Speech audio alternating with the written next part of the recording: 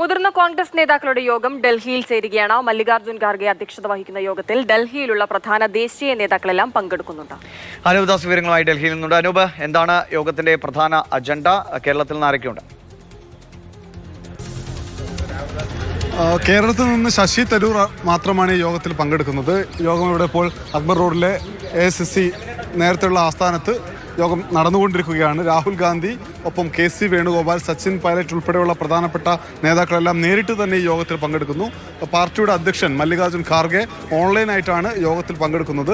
നമുക്ക് മനസ്സിലാക്കാൻ കഴിയുന്ന കാര്യം, എന്തിനാണ് ഈ യോഗം വിളിച്ചത് എന്ന് കോൺഗ്രസ് നേതാക്കൾ വ്യക്തമാക്കിയിട്ടില്ല.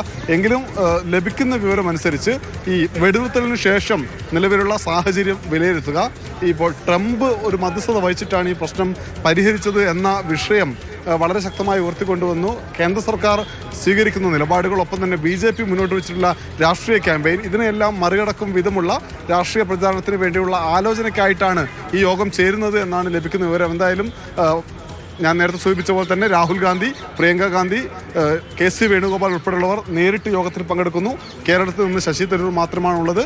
ഒപ്പം മല്ലികാർജ്ജുൻ ഖാർഗെ ഓൺലൈനായിട്ടും യോഗത്തിൽ പങ്കെടുക്കുന്നു. അദ്ദേഹമാണ് യോഗത്തിന് അധ്യക്ഷത വഹിക്കുന്നത്.